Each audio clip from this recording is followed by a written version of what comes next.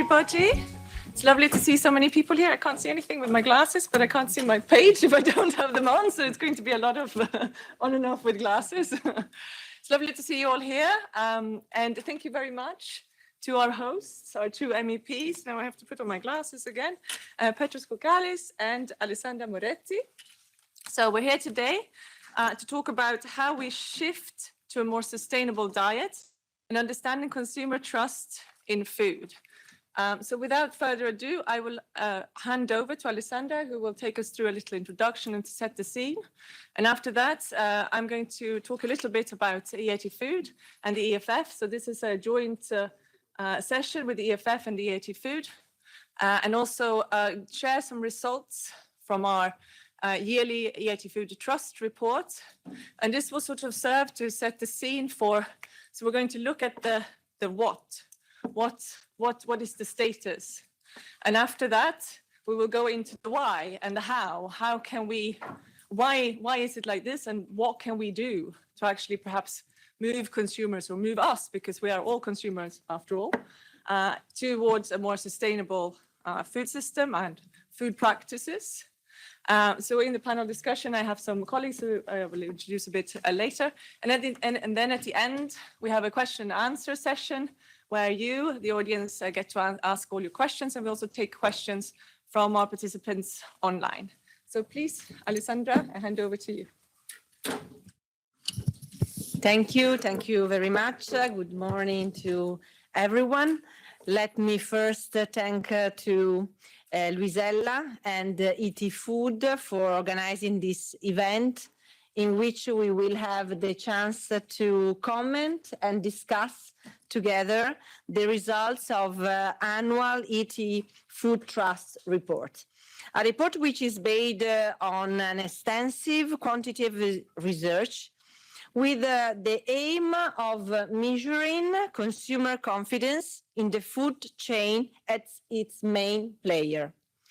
At a time when the world's population will reach 10 billion by 2050, we increasingly need innovative technologies to ensure that our citizens have access to healthy and affordable food products in a sustainable way.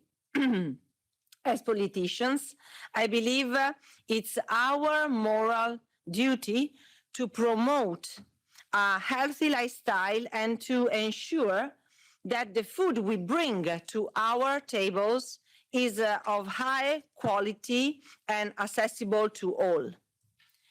It's my view that the key to solving or at least curbing diet-related diseases such as obesity, some cancers, and diabetes is prevention.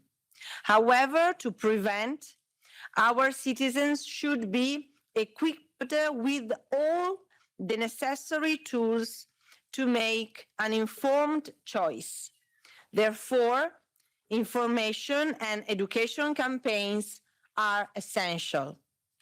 Furthermore, it's more necessary than ever to strengthen consumer confidence in the food system, because it has been shown by the study, often they do not trust much the information on the sustainability and safety present on food products. A closer relationship between consumers and food producers, retailers, and policymakers is therefore essential if we want to shape a better food system, both for our planet and for our health. To increase consumers' trust, the sector must operate in total transparency, demonstrating that they are their main point of reference. One way to increase this trust could come from healthy food-related apps, which have proven to have a great power in changing citizen behavior and making them more virtuous. Unfortunately, our food system is facing today a major crisis determined by two major causes: the climate change and the Russian war against Ukraine, which have accelerated the pressing need to have access to more sustainable and affordable food. People should be put into the condition to buy healthy food at a lower cost. In order to reach this common goal, is today more than ever necessary to work together and find common solution to face this crisis. Thank you for your attention.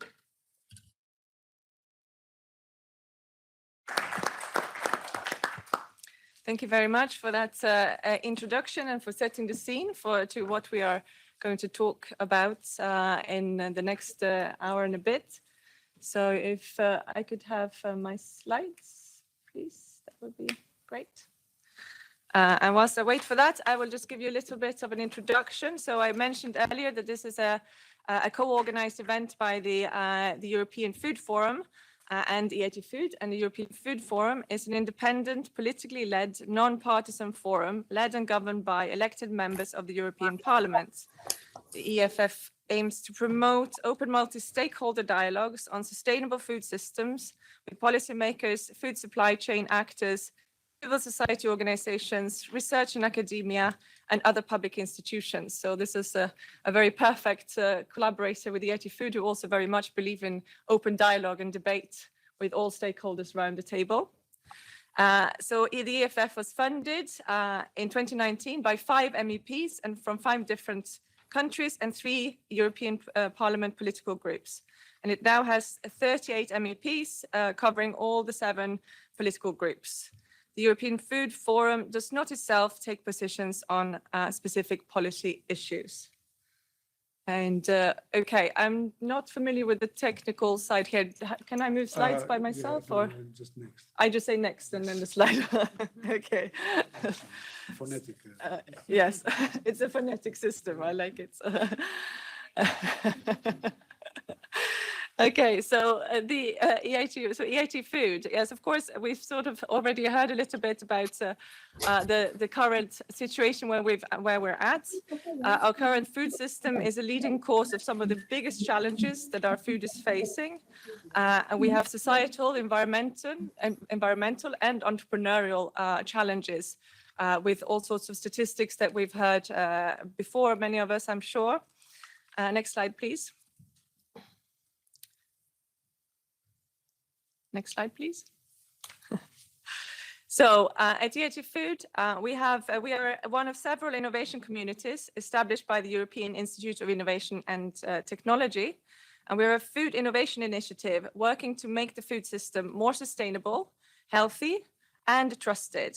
We're supported by the European Union. And with that support, we work with organizations and individuals that share our goals for a healthy and sustainable food system. We have a mission-led approach to drive our impact. So we're addressing the complex and critical food system challenges through these 3 missions. So a healthier lives through food, net zero food system, a fully transparent, fair and resilient food.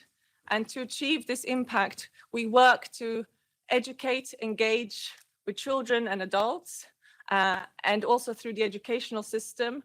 We work with trying to empower and upskill people in the workplace. We support entrepreneurs, we support innovations going to market. And with all of this together, we want to create a more future-proofed food system.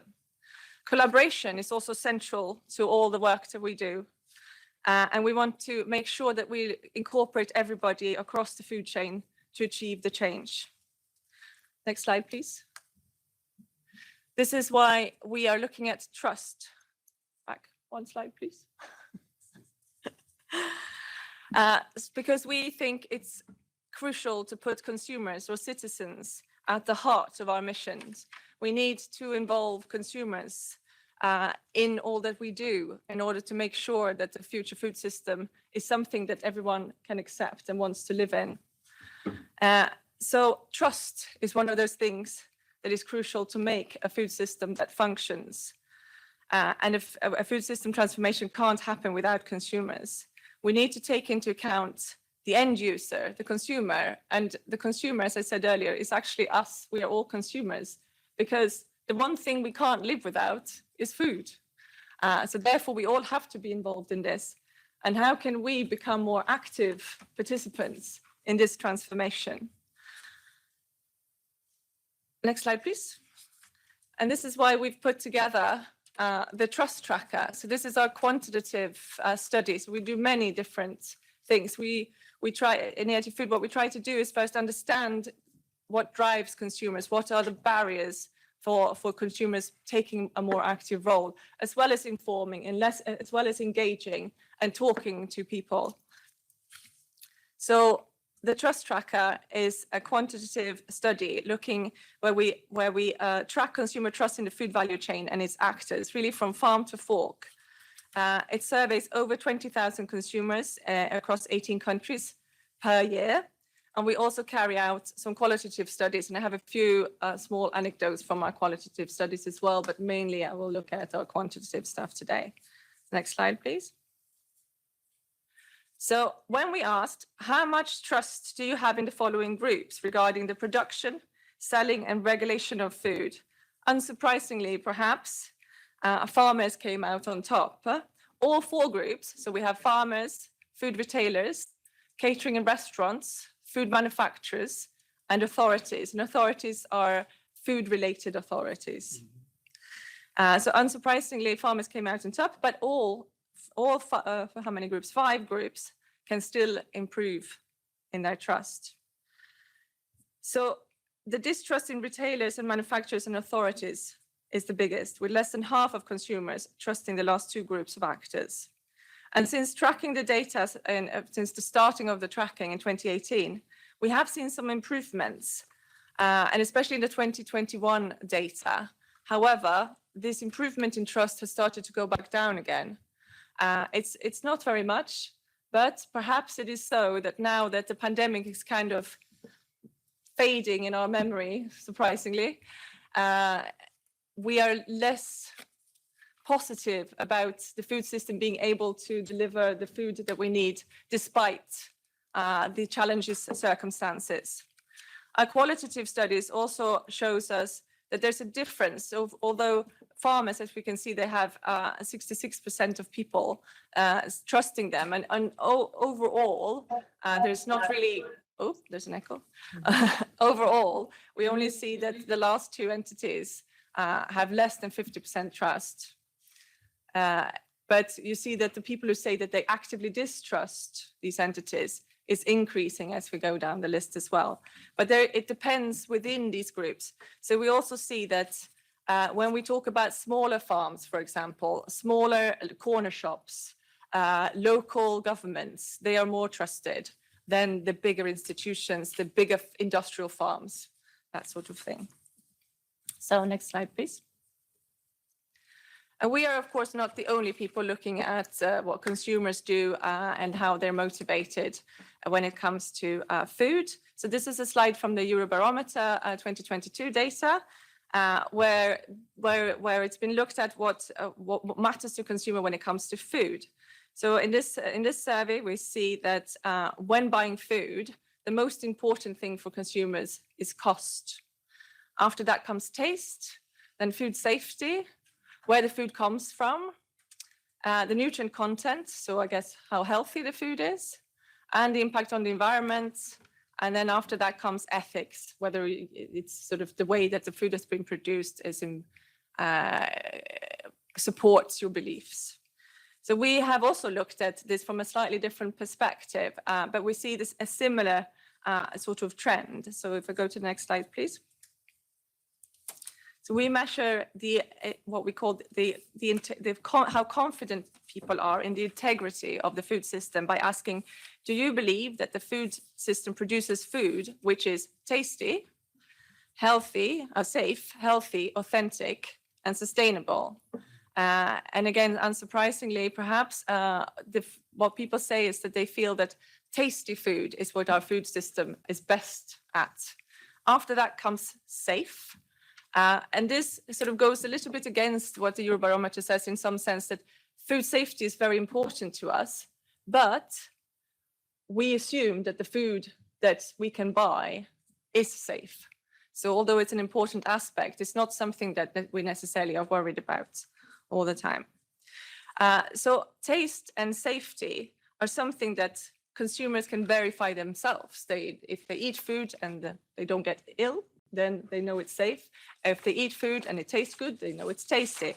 So this is why also people feel they trust these parts of the food system. So these, sorry, lost my trace of thought the most. But when it comes to health, authenticity, and sustainability, this is a little bit more abstract. So therefore, it's harder for people to say, yes, my food is sustainable.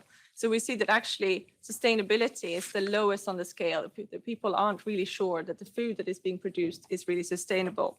And we see quite a lot of country differences. So we have that across the entire data set.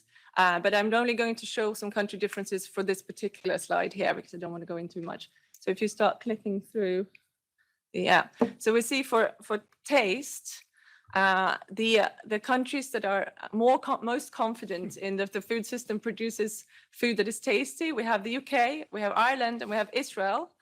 And at the bottom, we have Turkey, Czech Republic, and France. So if we go to safety, then we have the UK and Finland being the ones that are most confident. And again, Turkey and the Czech Republic, they sort of scored the lowest across the board. It's the same for health. We have the same culprits pretty much across the board. You can click through and bring up all the countries. Yeah, so we see the same. It's Finland, the UK, the Scandinavian country, Denmark, Spain also. But at the bottom, the ones that have least confidence is Turkey and the Czech Republic for all the different aspects. There we also see some differences in the demographics. So people over 55 tends to be more confident on all aspects of the food system. So all their integrity, all the food system integrity sides. Whereas if we go down to people who are between 18 and 34, only 1/4 of them believe that our food is tasty, safe, healthy, authentic, and sustainable. So it seems that we're really sort of losing the trust of the young people in the integrity of our food system. So that's, I think, is something perhaps we can discuss later, but it's an interesting aspect. So if I continue with the next slide. Okay, so we've also looked at trustworthiness from the perspective of whether our food system is competent, whether it cares, and whether it's open. So the openness criteria shows the greatest room for improvement overall. The respondents really rated the food system least highly on caring and openness. And this comes back every single year, that care and openness is something where the food system can do a lot better. So we go into some more details. So next slide, please. Competence. So when we look at competence, we ask, are the different entities or the different food system actors, are they doing a good job? Are they competent enough? And do they have the necessary skill? So again, perhaps unsurprising, farmers are rated most highly for competence with 67%. Over half of the consumers agree that restaurants and catering are doing a good job. They have the necessary skills and they do a good job. A little bit more than half also agree that retailers are doing quite well. But a little bit under half actually say that the retailers are very skilled at their job.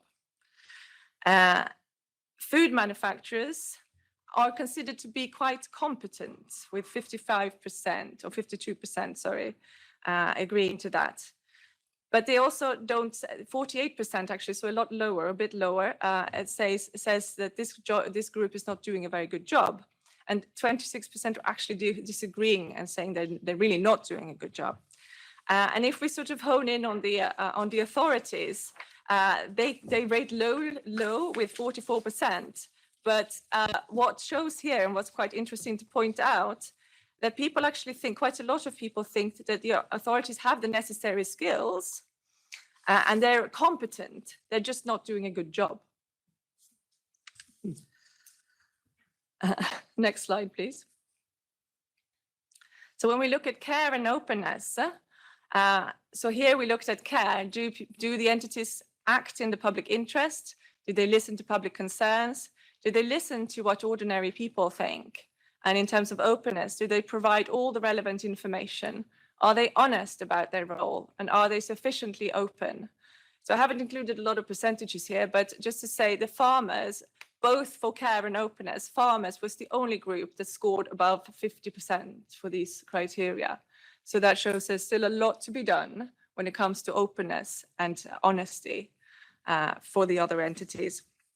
So we have just under half that believe that restaurants and catering retailers are care and are open. And if we look really at the openness side, I think that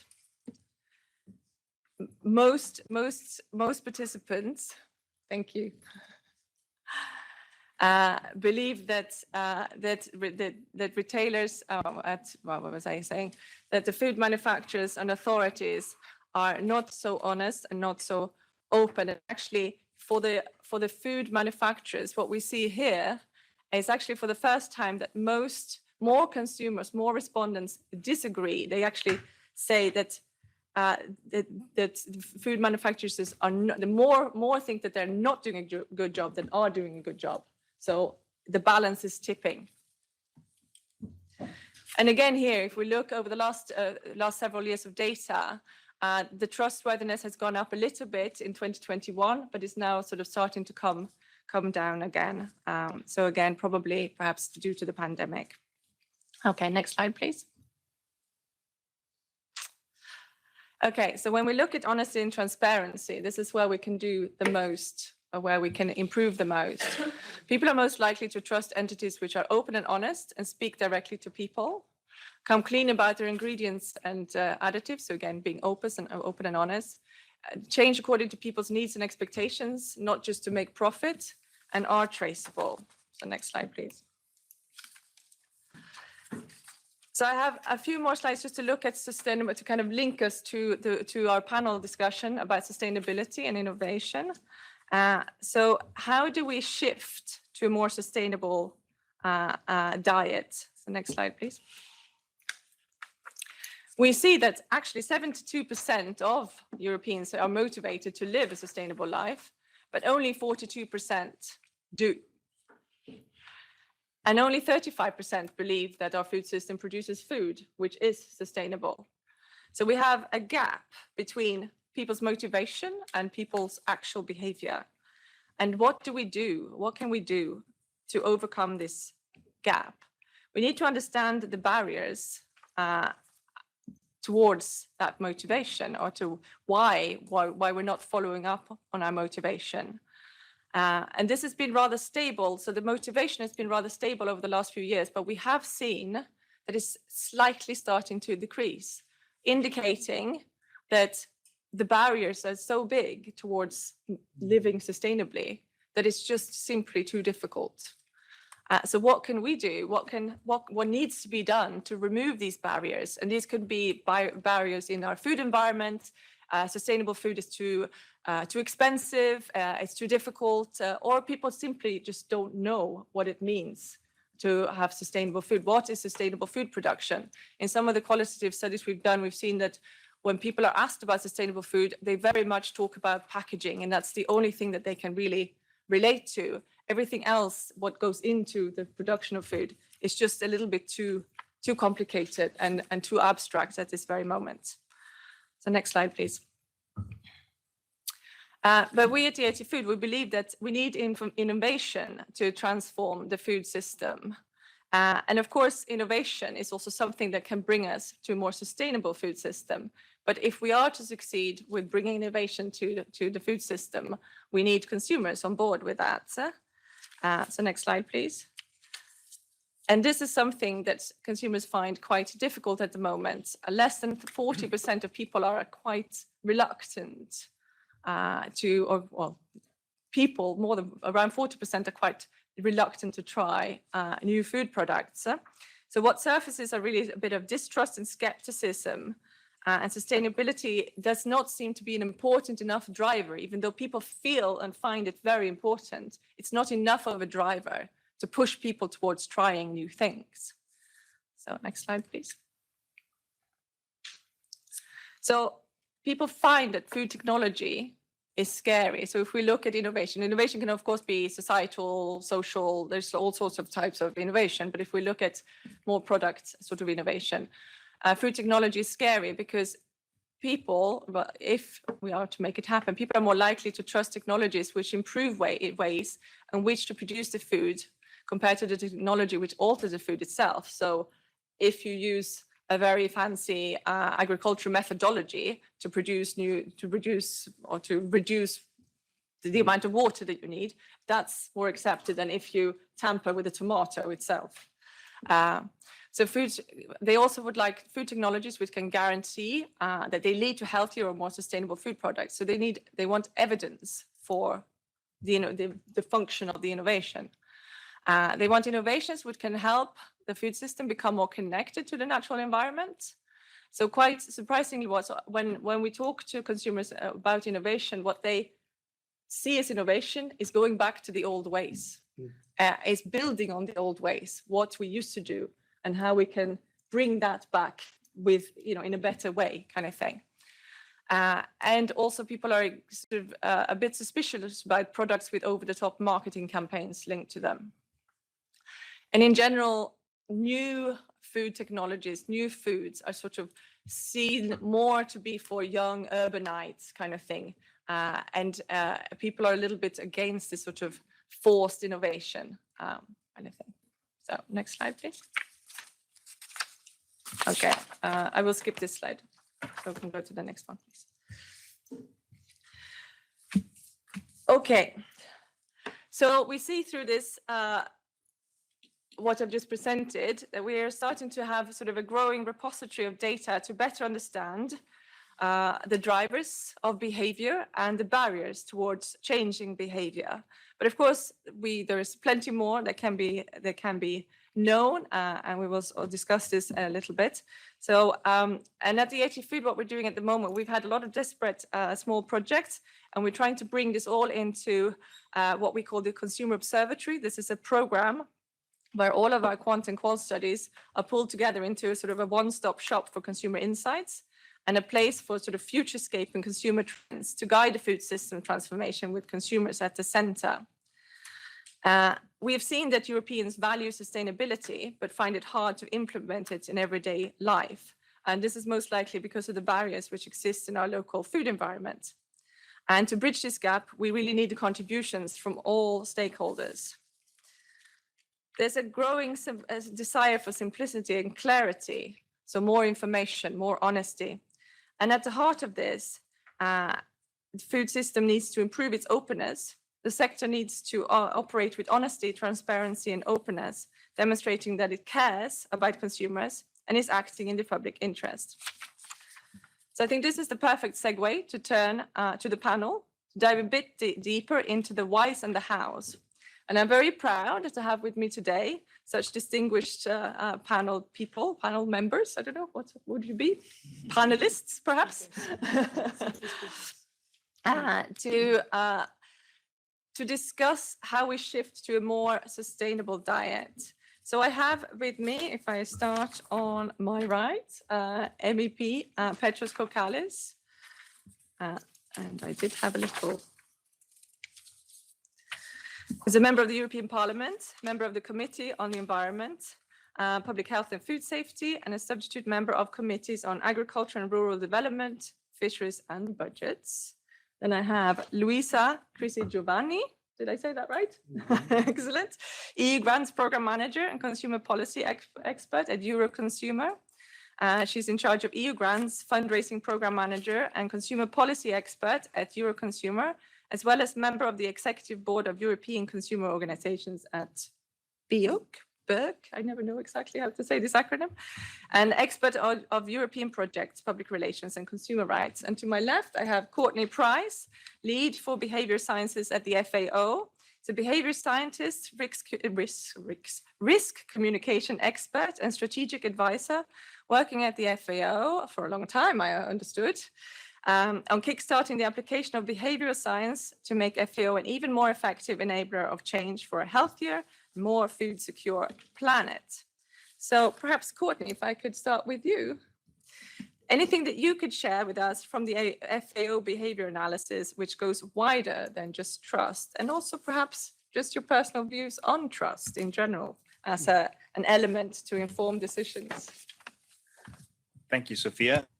Let me start by saying thank you for so much to EIT Food, EFF, His Excellency Kokales and Her Excellency Moretti for having me here. It's an honor to be here with you and also to join Louise on this panel. It's really exciting what EIT Food is doing and creating and capturing these consumer insights so we can better understand ourselves, so we can hopefully better understand how to work together towards a more sustainable future. Given what you've said about trust, I think it's really important to just reiterate how important trust is in our lives. It's a huge factor in what we do, and it influences us in a behavioral way. But I would like to be a little bit, from a behavioral perspective, I think it's easiest if we kind of, this may sound a little bit shocking, but kind of ignore trust for just a second. Because trust is very hard to measure. You're doing an amazing job, and it's not my area of expertise. But when we look at what people do, sometimes it's easy, sometimes it's very hard to connect trust to behavior. It's challenging. And the second thing is, we might want to consider one thing you mentioned that's so important is this value to action gap. It's coming from this important report and these studies is this disconnect between what we say we want to do, who we say we are, our intention, our motivation, and what we actually do. And so this is where I think it's really exciting to marry two areas of innovation that are coming together at the same time. Innovations around technology, digital platforms, knowledge sharing, new and potential really exciting protein sources, types of ways of feeding the planet, with insights into behavioral economics and behavioral science. And so from the behavioral science perspective, it's all about, as much as we can, observing behavioral change. So we're making really exciting and important connections between trust and what people do. But at the same time, in parallel, there's a lot of work going on that really helps describe why there's this disconnect. And that is because, in very simple terms, we are of two minds. We have an automatic process and we have an informed rational process. And a lot of times they don't really meet, they don't really talk. And the automatic process is usually driving the bus. It's quite in charge. So this is why I think what we could really do is, building on these insights, build more experimentation around observable behavior change to better understand why people are not doing what they say they want to do. And when I say people, all of us. And I want to say one other thing, and I think that's really important to note. We think about this as a post-trust, or even some people talk about a post-truth society. We're dealing with so much challenge in terms of information and how we manage it. But then again, we see how norms, we think they're so embedded and we can't change. So we're on a track to not be sustainable.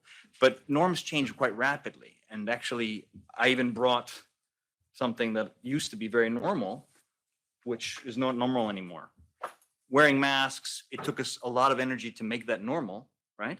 But now it's not normal. So I think it's possible. I think that gives us hope to see that we actually are in a fluid state, and our relationship with food is changing all the time. So building on this knowledge and building more behavioral studies into why people aren't doing what they're doing and how to change the environment around food is really where the potential lies. I guess I should say one other thing, and that is, someone much more eloquent and researched than myself, Pierre Chandon at INSEAD, said it best, I think. His research and his meta-analysis over 300 different experiments showed that what actually drove behavior most effectively was changing the physical environment around food. Placement, lighting, color. The second level up was emotion, attractiveness, classic marketing techniques. The least powerful influence, information. So while we want information, and information is very, very, very important, tangibly, study after study shows it's not a main driver of behavior.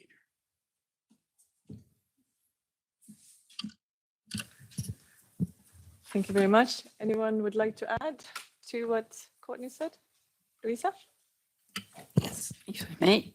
Well, I will start from your ending point, Courtney, because actually, according to the survey that we also ran and published last February on Altro Consumo magazine, which is one of the organization belonging to the Euroconsumer Network, actually 6 out of 10 people, exactly the same percentage of trust food report, do act mainly on the basis of claims, sustainable claim, putting as an highlight less sugar, less salt, et cetera, et cetera. So actually reacting to slogan. So confirming actually what you are saying, despite all efforts that consumer organizations have put together with stakeholders, members of the Parliament, European Commission on labels. We are probably much more emotional, a human being driven by this kind of, let's say, influence of commercial influence, environmental influence. So we need to take this into consideration, absolutely, meaning that we need to see the things the other way around. So use the same technique to actually highlight the sustainable footprint of that product. So, and especially ban the green claims or the sustainable claims that are not supported by evidence. So doesn't make any sense to put on chips package less sugar, because we are talking of chips, or let's say without salt on a biscuit package, because of course maybe people are attracted by this, but doesn't make sense. It could be a kind of again not clear message. But starting from this evidence, what I want to highlight is belonging to a group that gather more than 1.5 million consumers. We are in touch with consumers. I think that despite all we say about information must be available is our work, because it's absolutely important to have the accessibility of this information. It can be an app on your mobile phone, which is always with us. It can be, of course, a label. But for example, what came out of our recent also survey was the fact that 12% of the 1,000 people that we survey in Italy could not read the label because the font of the character was too little, okay? So it's again a question of visibility. People must be aware of, let's say, the signal that could drive the choice in the right direction. Of course, another element that we have seen in the trust report that is confirmed also by our survey that we run several times in time is the affordability. The affordability of the healthy product. If healthy product is just a share of the market, it's just for, let's say, rich people, does it make sense? Can we really drive the change of the 20 billion people that we need to feed in the near future? So we need really to make it affordable. We need to make it visible.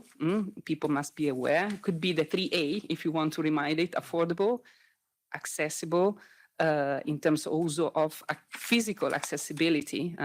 If you go in the supermarket and find on a shelf, this is the well-known story of kids going to the supermarket with the parents, and they find the, let's say, very tasty food, but probably rich in sugar and in salt, really accessible, and instead of the healthy one, of course, they will choose that one.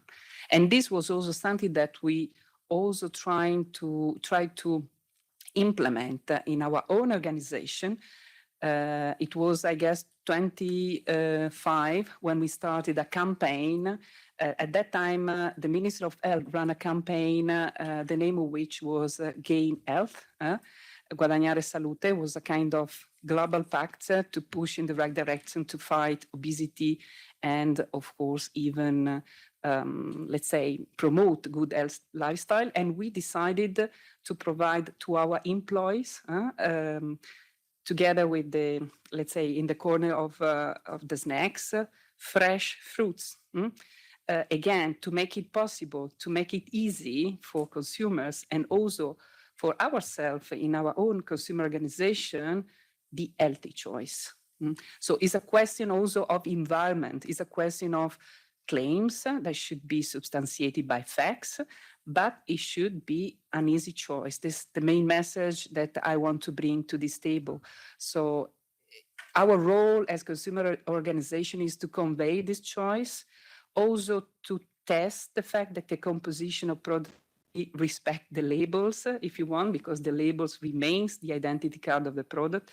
We do also enforce or try to collaborate with the authority to check whether the claims are really, again, consistent with the content of the product themselves.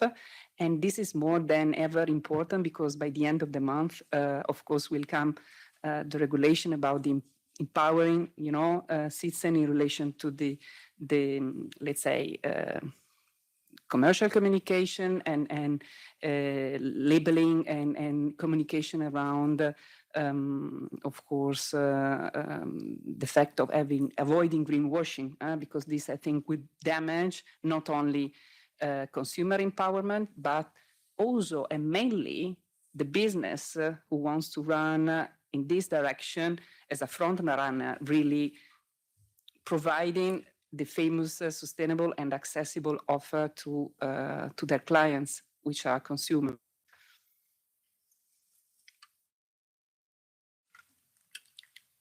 Thank you, Luisa. Would you like to comment, Petros? Yes, thank you, Sophia, and thank you, the Forum and EIT for organizing this always complicated discussions about food, because this is not at all a simple system. I had the speech, but I think I will just comment on what was presented on your report. Well, starting, of course, with the idea that the country scoring highest in taste was Great Britain. So let's say that this means that taste is subjective, and but the idea of building trust and what Courtney had to say is very important, because what I realize we're talking about is a product, among other things, but however, it is a product of which we are obligated to consume daily. Everybody is a captive consumer. And also it is a market that apparently the choices are made not rationally, but emotionally. So that sounds like a dream market if you are a company.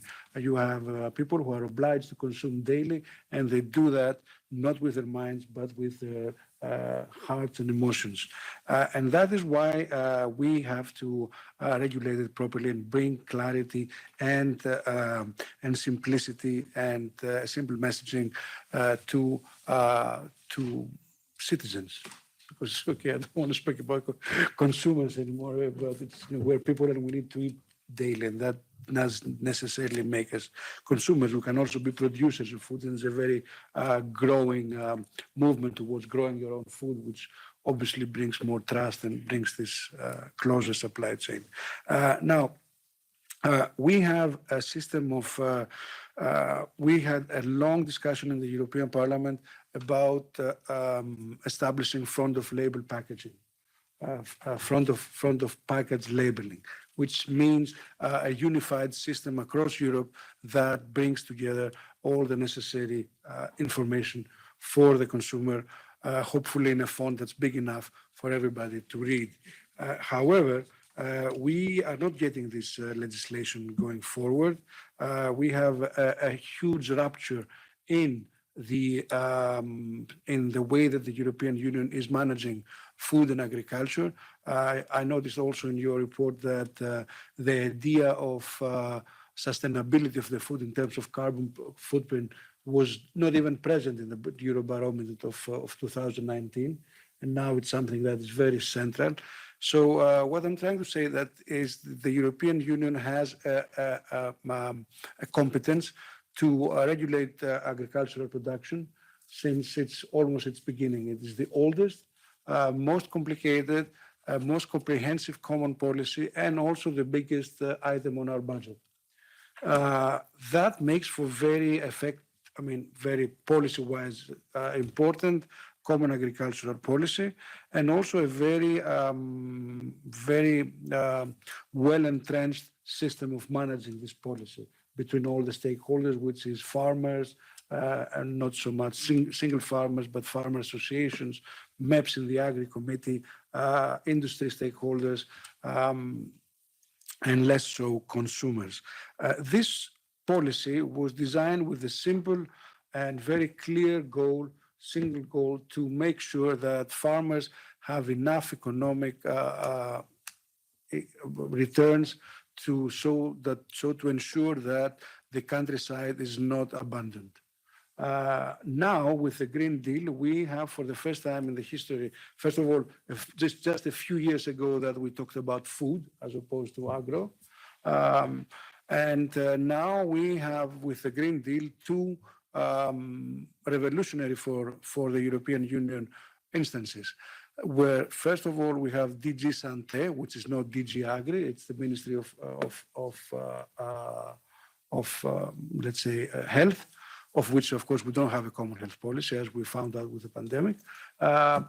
But we do realize that diet is the single most important source of non-communicable diseases, and therefore we have the farm to fork strategy, which is mainly aiming at reducing pesticides and other and producing food which is healthy for the consumers, for the citizens, for the European citizens. And at the same time, we have from DG Environment the strategy for biodiversity, because we also recognize with the pandemic that agriculture is one of the main drivers of land change use, which brings us closer to zoonotic environments and also, therefore,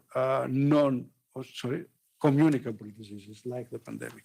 So we have now an idea that the common agricultural policy must make sure that it provides healthy and affordable food to European citizens, which where producers are paid fairly for what they produce and are working under acceptable working conditions in the ILO condition, and also that all this is done while respecting the planetary boundaries and protecting biodiversity. Now, this is a very, very difficult exercise to handle.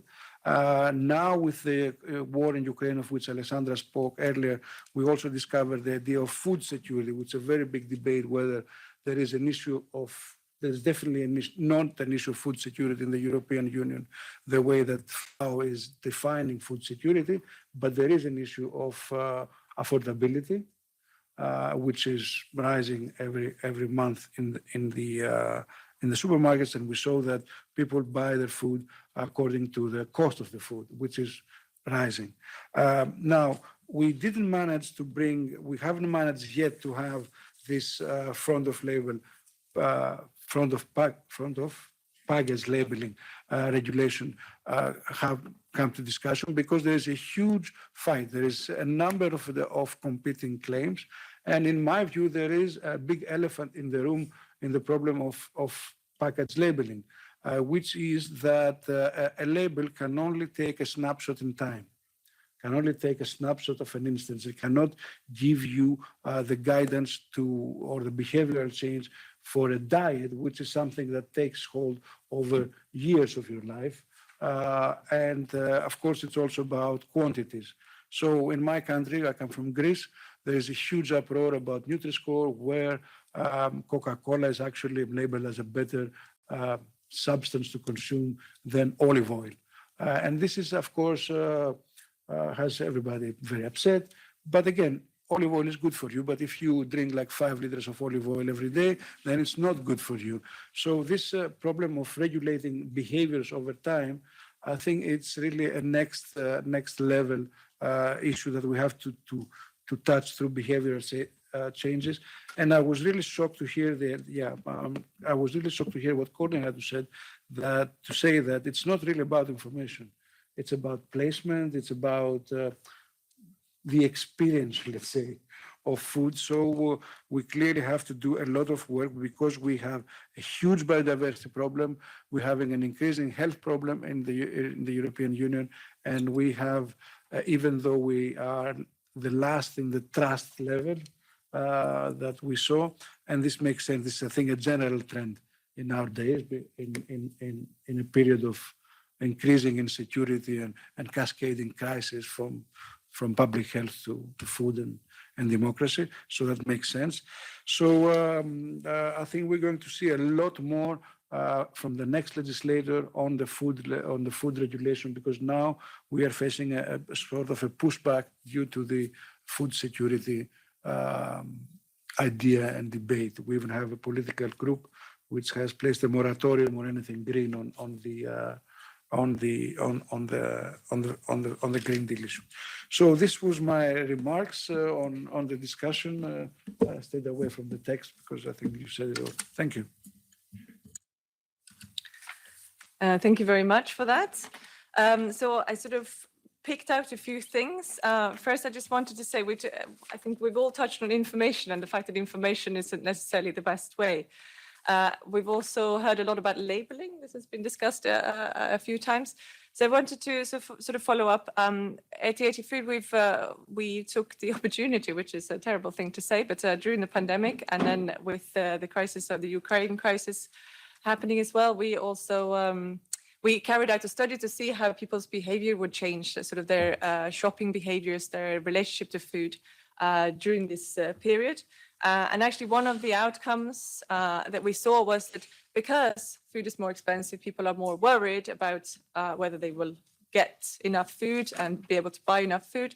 They also spend more time reading labels and making sure that they understand what they're buying is actually the right thing and the best thing and the cheap thing, and perhaps getting better deals and things. So people are seeking information more actively. Another piece of information that I wanted to bring, so we at EIT Food, we also run Food Unfolded. So you might have seen some carrots flying around in the presentation and here and there. Food Unfolded is our online multimedia platform where we produce journalistic and scientifically backed content around the food system and what happens in the food system, how our food is produced from an ethical, sustainable, and community perspective. And there we've also done some studies looking at, we're trying to look at impact. Well, what we found was that the content that we produced there, even though people might not become so much more knowledgeable after consuming the content, what did happen was that they started to seek information. So yes, they didn't pass the quiz, so to speak, but they started to seek information before taking a decision. So there seems to be some sort of impact of information. And I also wanted to say that to come back to the results of our study when it comes to authorities needing to be more open and provide more information, that there is hope still. And what I wanted to bring to the table as another sort of follow-up question on that is sort of, we have information as one thing, and then we've mentioned sort of placement and the food environment, but are there other ways that we could do to empower people to actually take steps that lead to food system transformation? For example, you mentioned agricultural policies and how how we can have a better agricultural system, more sustainable agricultural system. Are there ways that we as people with our consumption power can influence the uptake of these sort of policies? I leave it open. You seem to want to answer, so I do want to answer because I do want to answer because I have a very good example that I had the opportunity to work on, and of course I understand that it's not real information that is going to change consumer behavior, but as policymakers, it is our obligation to make sure that we provide reliable and understandable data on what goes on and what is the background. So I was very surprised to realize when I was the rapporteur for a file called the SIO, which means the Statisticals for Agricultural Input and Output, to realize that despite having this very old policy of the CAP, there was no mainstream streamlined way of collecting data on agricultural inputs and outputs across Europe. Agricultural inputs and outputs, on the way of the inputs, it's fertilizers, pesticides, seeds, and outputs is economic and produce, of course. And all the European countries did not have a single same comparable it was, of course, but it was not the same way to collect and publish data. So we had a very long work ahead of us to make sure that from now on we're going to have reliable data that every country collects at the same time, publishes in the same way, and at the same time, and for the first time include pesticide use as opposed to pesticide sales. So this will need much more data, and we need that all across the food chain.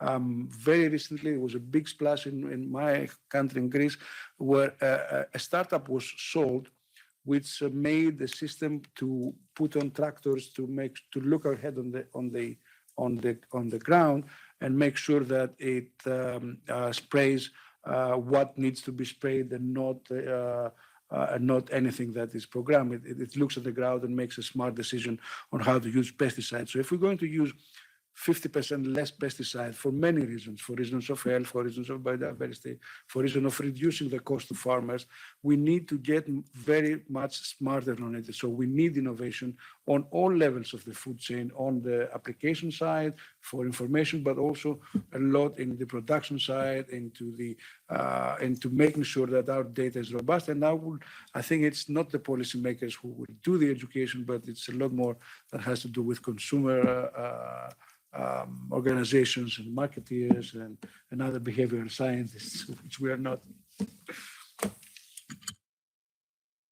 Continue. Yes, to answer your question,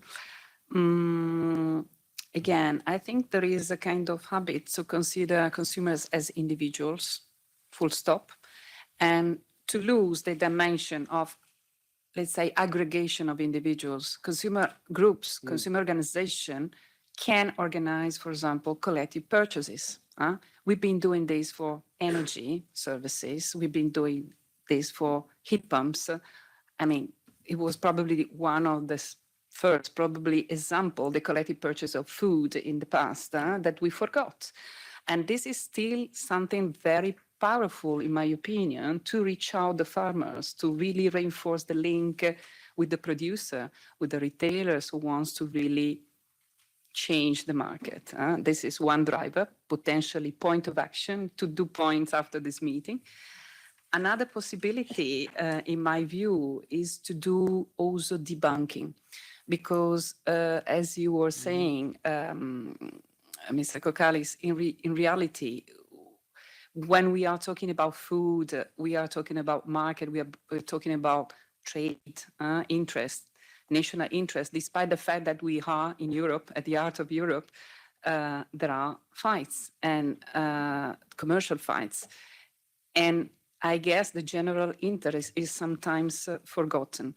And that's why we need, for example, again, a little bit to identify really the barriers. And the barriers are maybe the cost of the new food, but the fact that we need to display on the labeling, on the food, make it visible, the footprint in terms, like just an electronic appliances, how much water does my steak consume? And if I put it and compare 1 kilo of meat and 1 kilo of vegetables, is that the same emissions in terms of outcome? So I think we need also to provide concrete examples of the footprint for people to understand, and also do debunking about the cricket biscuits or other things that consumer organization can test, and also enable consumer to understand that could be tasty too, even if it's new, even if you have not still tried it. So we need to explore and stay open to these new possibilities. And third, again, also to follow the third track, which is, again, find generalistic allegation, the famous climate neutral, carbon, CO2 neutral. Well, in the end, it's impossible. We all discover what it meant also during COVID time. The best way not to pollute is not to travel. is to stay at home. But can we really stay at home completely? Do eat only salad? Probably not. So we need to find a way, however, to tell the truth. Otherwise, people just simply would say, okay, it doesn't make sense to make the effort because everyone is declaring sustainable and they cannot really identify the real advanced one, the real company investing in sustainability. So we can, as consumer organization, not only play a role in relation to the information, not only with conventional means by the label, but also in new way, but also really being, I guess, a partner to the companies really in research center wanting to work for the same objectives, and also kind of place where people can team up and have more power, also purchase power, to have more accessible and healthy products. So I think we need to also evolve a bit the way we are used to interact. This is not just institution. It's not a linear thinking.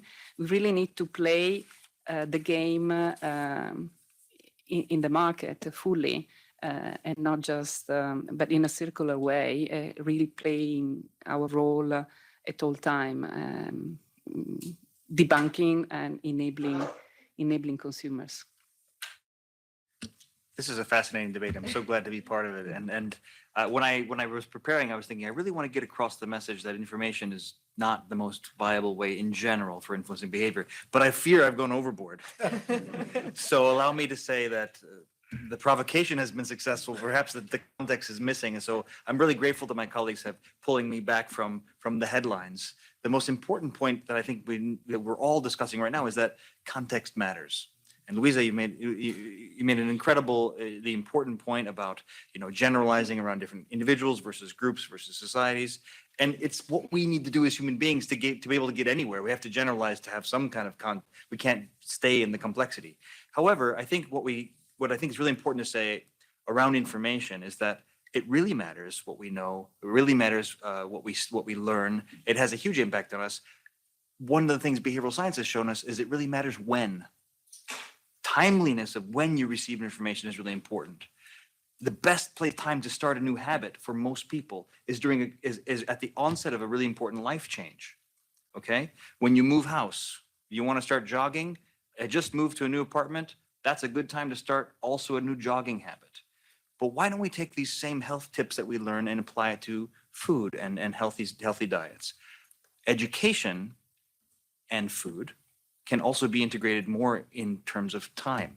When you start university and you're more independent, perhaps that's a time where there's more incentive and opportunity for food education to happen, where you're starting to set your own habits as a more independent individual, for example. So that's an idea of information and timeliness. But going back to the provocation, I'll say that I think the incredible untapped opportunity is what we call choice architecture. The context around decisions influences us so much more than what we know or intend. Not that knowledge and intention isn't important, it is. But that's something we're not working on very much. Imagine a world where you walk into the supermarket, right? And you don't have to search for a vegan option. Now, there's no reason to say that vegan options are necessarily more healthy or not. There's a lot of contention around what that even means. But generalizing a little bit, imagine if you needed to go on an airplane tomorrow, you book your flight, and you have to call ahead because you want a non-sustainable meal. Mm-hmm. Or what happens if you had to go to a friend's holiday party and you needed to warn them in advance, hey, no, I only eat non-sustainable foods. So please prepare that for, or do I need to bring my own? What about if you were going into a restaurant and next to each menu item that is non-sustainable, it said NS. All the rest of the menu items, there was nothing there.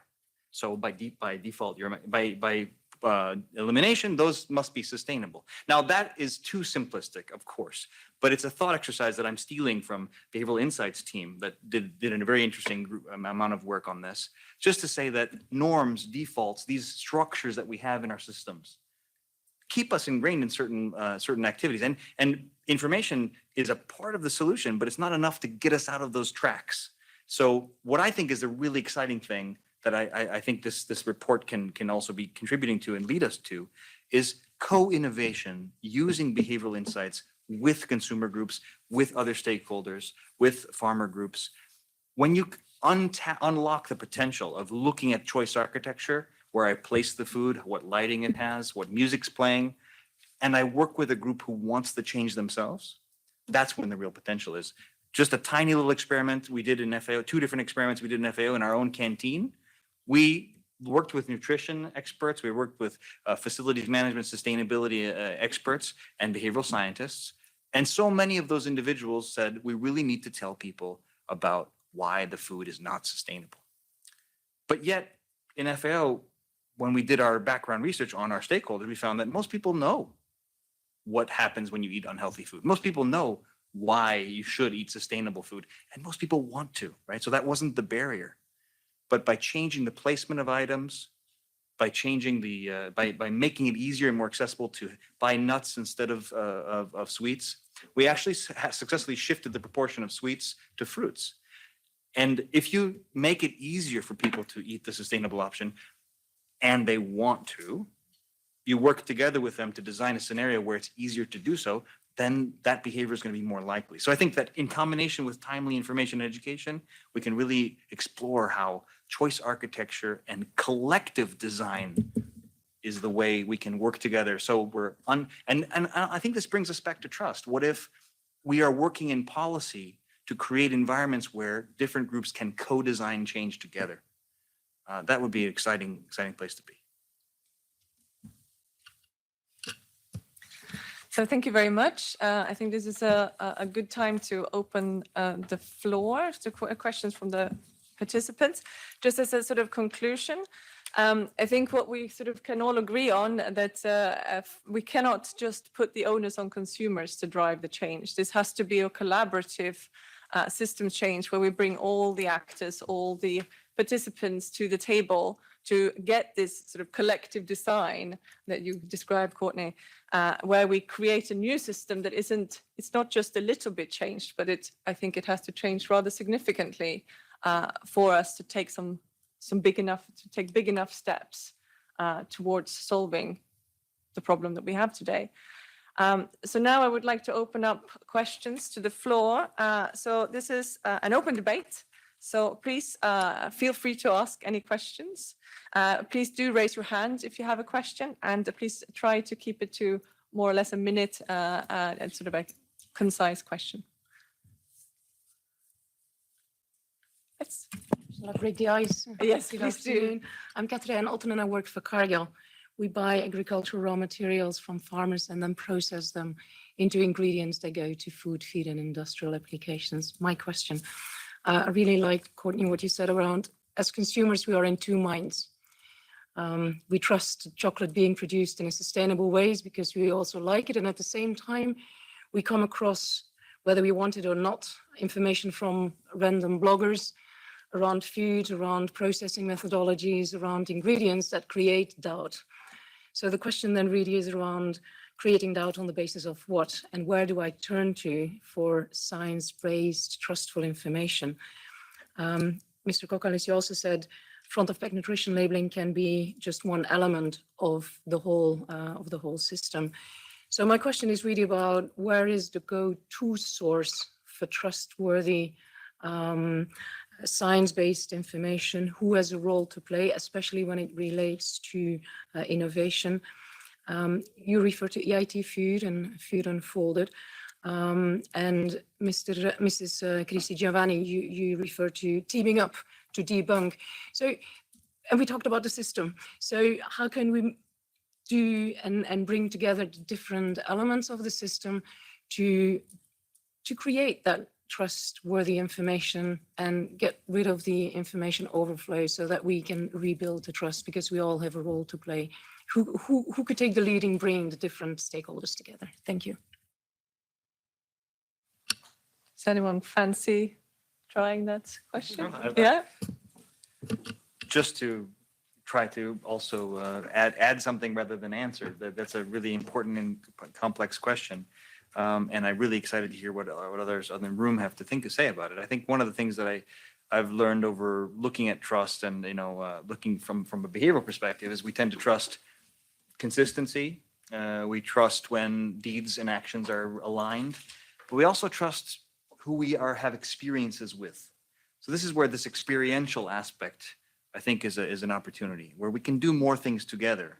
So perhaps building on your question, and this is something we could think about in creating together, is can we use behavioral design in small groups with consumer groups with key concerned stakeholders to experience the design of change together, so that becomes a generation also of evidence. Because one of the things that I think is missing is testing solutions that we come up with, testing innovations, and having hard data to say why or why not people might use them, not use them, why they're being adopted or not adopted.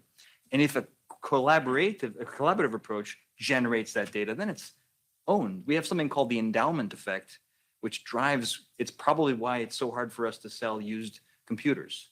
We think they're much more valuable than they are. I know it's tough to sell them. You ever have a colleague come in the office and say, I really want to sell you my old MacBook.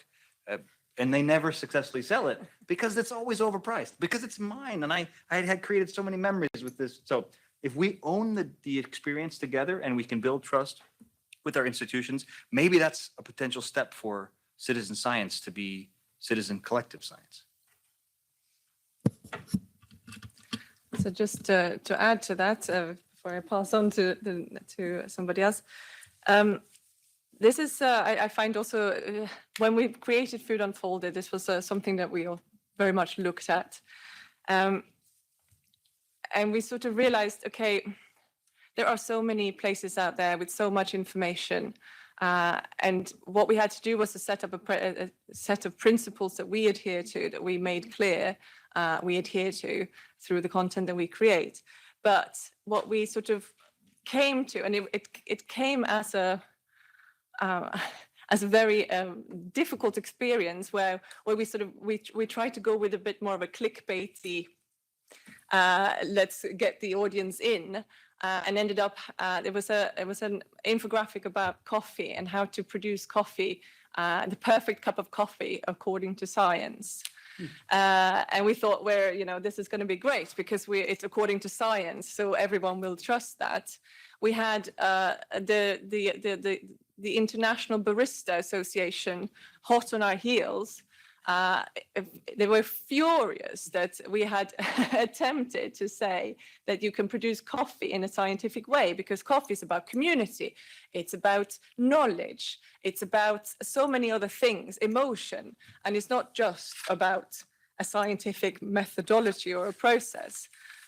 So from that, first we were horrified and we thought, oh my God, this is awful, what have we done? But then we tried to turn it around and think, okay, well, what can we learn from that? And what we learned was that we can only be honest. We can say, this is what we know based on what we have researched, but we encourage you to think for yourself and to do your own research instead of saying, this is it. What we tell you is it. No, try to foster an attitude of curiosity and questioning amongst the people that we converse with and that we engage with. And this is, so another anecdote also from Food Unfolded, when Seaspiracy was released on Netflix, at the same time we carried out a campaign around sustainable fishing. And actually what we found was that this was a topic that many people didn't really know a lot about. And although there were lots of inaccuracies in the Netflix documentary series, it actually served to bring a topic to the fore, so people became aware of it.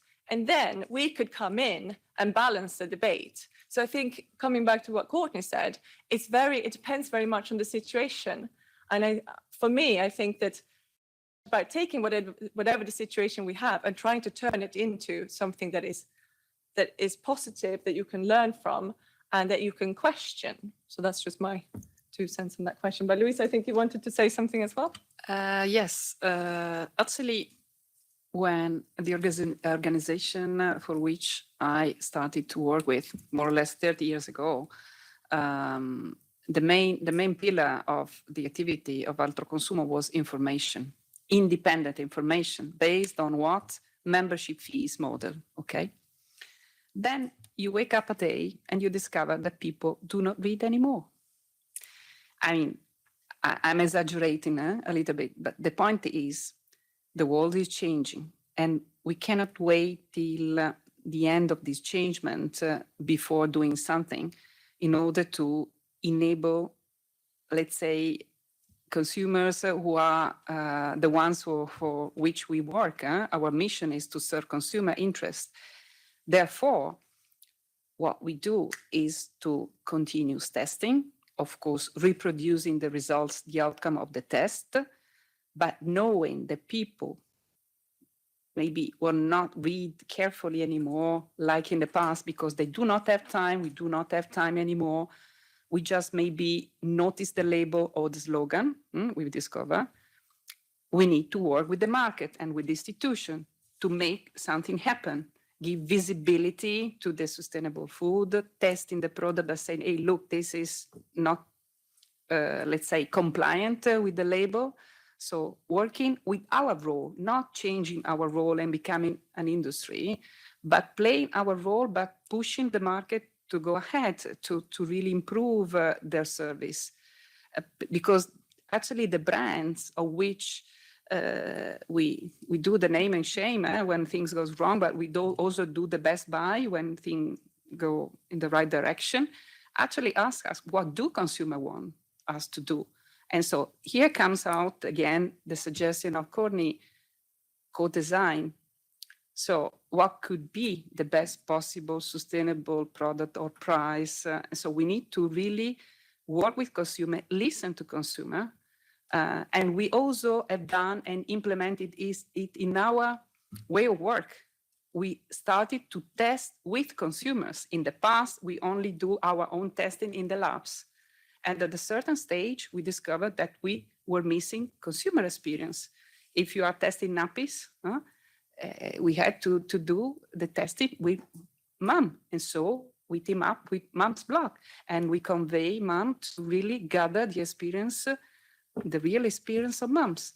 And what happened then to leverage on that, to escalate and have a major impact, that the mom blogs of the moms became ambassadors of the message. So in the end, with the involvement of your citizens and targets, you really can reach and achieve a greater impact. Otherwise, we still continue to work in silos, have beautiful debate and talks, and do not progress. So we really need, I think, to breach these barriers, which is a mindset, I get, that we all have, and we do not realize till when you are forced in a way or another to go in another direction, because otherwise you will lose. We all be loser in the end.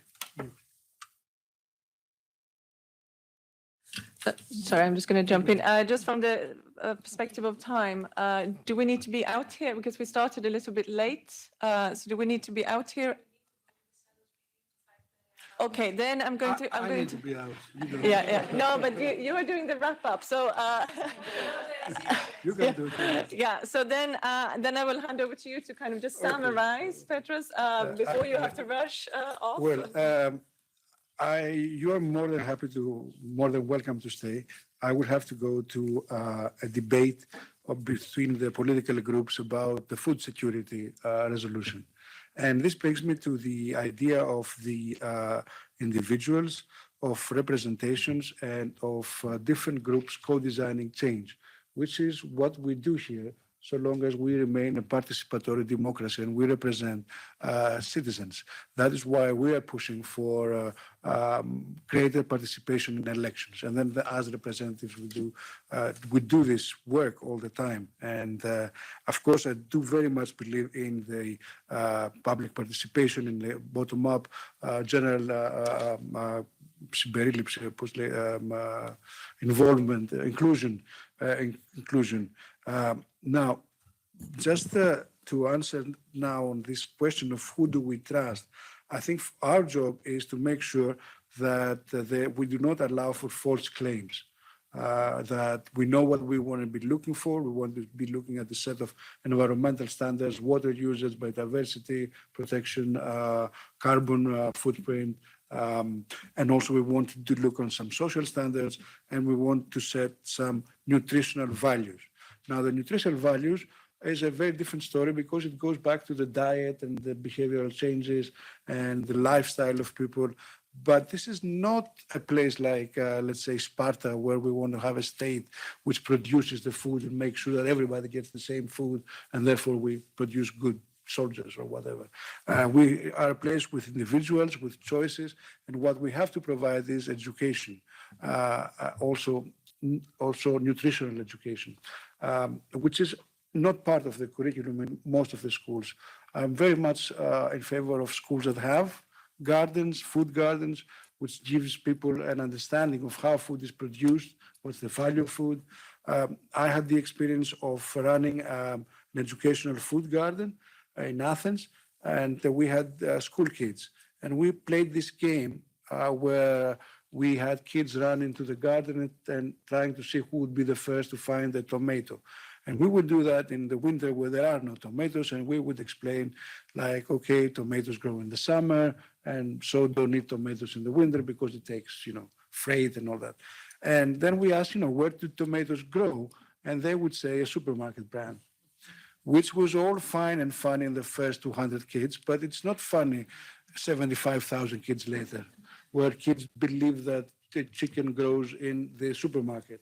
So the idea of moving closer towards the production of food and providing all this education, I think it's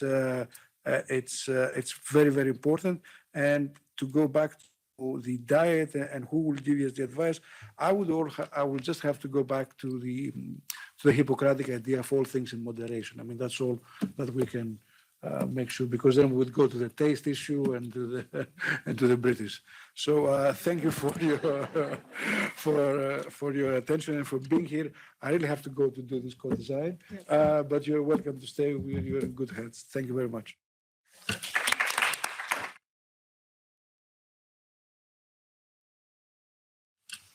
Thank you very much for that sort of wrapping it up. Sorry. That's okay. Thanks so much. Thank you. So we started a little bit late, so perhaps we stay for another 5 minutes just for some extra questions from the floor, if that's okay with you too. Yeah. Pleasure. Okay, there's a question over here, please. Did you analyze? Sorry, I'm Alessia Capasso, journalist for AgriFood Today.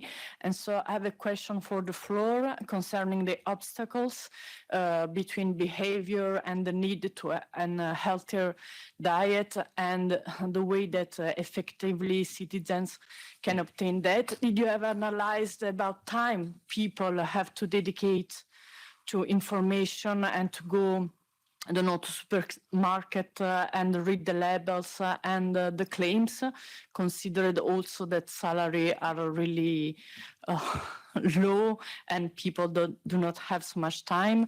And the other question works concerning the instruments of association like Altro Consumo or others, because I read an incredible story about a water producer, Rocchetta and Uliveto, which has been condemned several times for false claims concerning their ability to, I don't know, improve diet and stuff like that. But in the years, they were condemned, but they continued with this kind of marketing. So which are the instruments you have effectively? Because it's not just about consumers' power, but also the trust in institution. I have to know that there are some institution and association who are able to stop this kind of claims.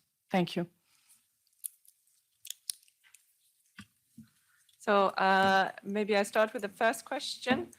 So in the study I presented today, we haven't looked, it's more about motivations. We have looked at motivations towards healthy eating. but it's not in great detail in this particular study. At EIT Food in general, we focus more on sustainability at the moment because there's already quite a lot of data out there on health and nutrition in relation to consumers and people's behaviors. But of course, it also depends, and as Courtney said, it depends a little bit on the country, also the type of societal level you're at, so, your income, all of those sort of things, your circumstances in general, your age. So there are lots and lots of different factors that play in terms of people's motivation. Just an anecdotal thing from myself, I'm extremely motivated towards both healthy and sustainable eating.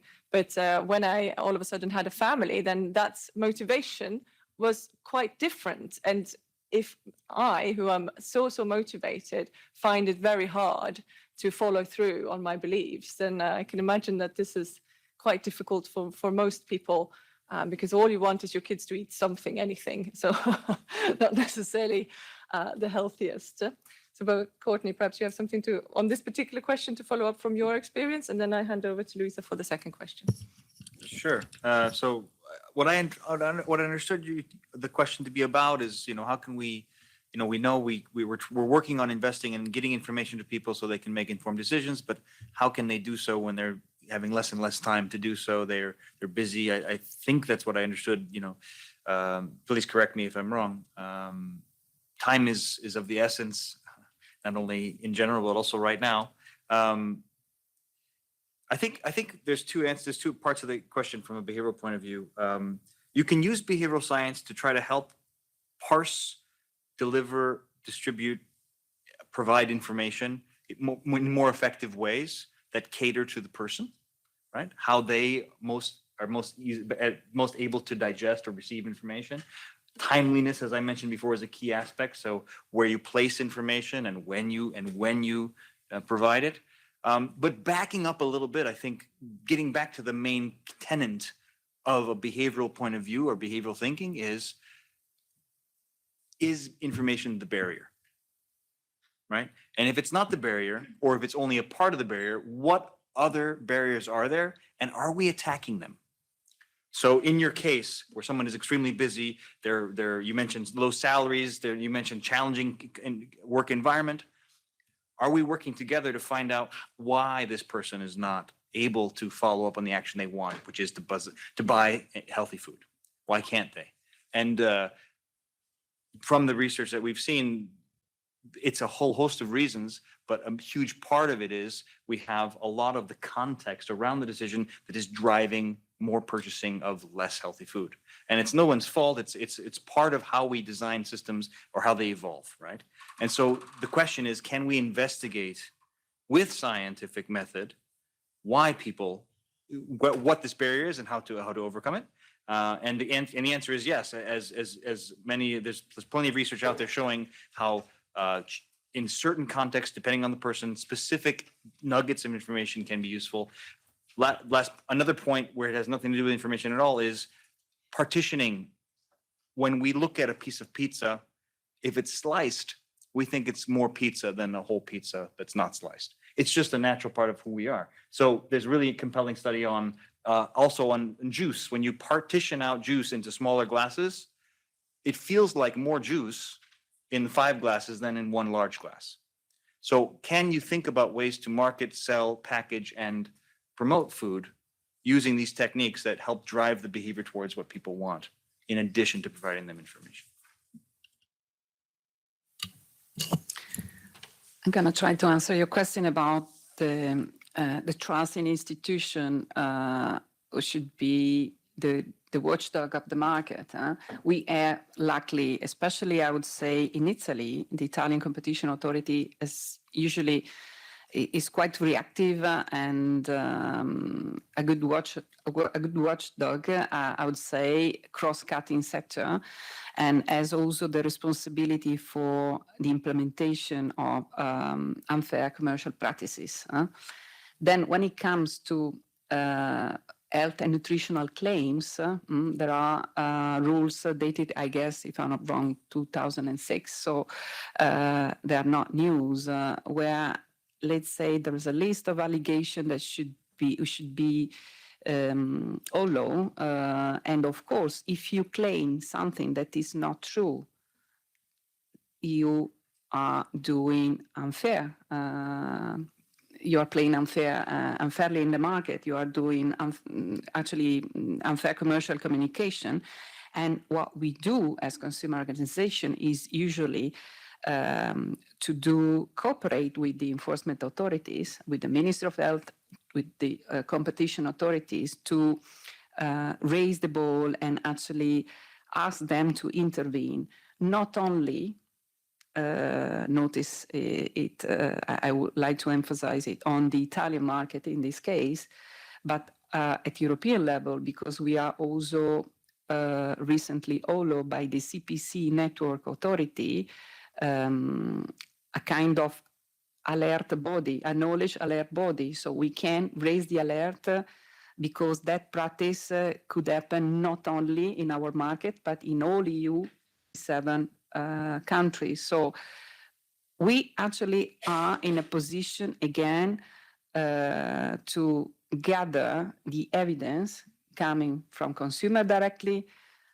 because we investigate the market, because we do test mineral waters as well as food products, and then we of course issue the problem with the authorities. Then what it happens that they often open investigation if they find is the case. Of course, they have to prioritize, but if they receive many claims, of course, and they found that there is an infringement, they sanction the companies, or they force the company to change the claim or to revise their behavior.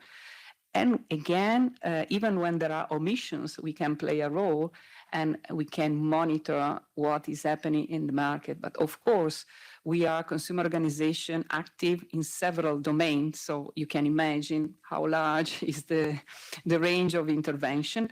But I'd rather say that we have a lot of satisfaction talking about sustainability, starting from Dieselgate on, in terms of enforcement action and cooperation with the enforcement authorities in place to at least have the possibility to have consumer rights enforced. Then maybe the redress to the individual consumer is something that still have to happen, because the collective redress for consumer is something which takes even more time. But in terms of fairness of the market, we do play a role cooperating as much as possible at national level and the European level, even within the network of Euro consumers and BIUC, which is the umbrella organization, really trying to tackle the infringements. But commercial communication is something that is, again, a question of time, happens. And of course, they dare anyhow to gain more clients, despite the fact that they maybe sometimes are not respecting the rules, and they know very well, because it takes some time for the authorities to investigate and to sanction. And so even if they know that they are infringing the rules, sometimes they dare, because they know that right now people, 2 out of 3, are much more sensitive and responsive to the message of being green, being sustainable. So they actually exploit this new trust. And we want to avoid that they exploit the trust without delivering advantages to consumers and to the environment. Just quickly follow up. I think that's really, Luisa's talking about the importance of having reliable information and authorities that can react and be reactive to misinformation and challenges. I'll just add to that we were learning a lot from COVID and before that we can also be proactive in terms of dealing with fake news and in misinformation. And this terminology is called pre-bunking. And this is where the society is able to, groups are able to learn the ways to spot this manipulation of information, the behavioral insights around what makes us more attracted to conspiracies and other aspects of that, and arming the public with the knowledge of how to identify fake news before they might believe it. So I think it's both a reactive action, and there's the potential of spending more time. And this means our institutions need to become more behaviorally savvy. Indeed, more behaviorally savvy. This is what we end today with, I think. It's a very nice ending. So thank you very much to everybody who came today, everyone online, to our panelists, to our MEPs who have both left us, but it was great to have them here, to the EFF for co-organizing this with us, to the European Parliament for hosting us. And I wish you all a very tasty afternoon and hopefully also safe in terms of the food that you ingest. So until the next time, thank you very much.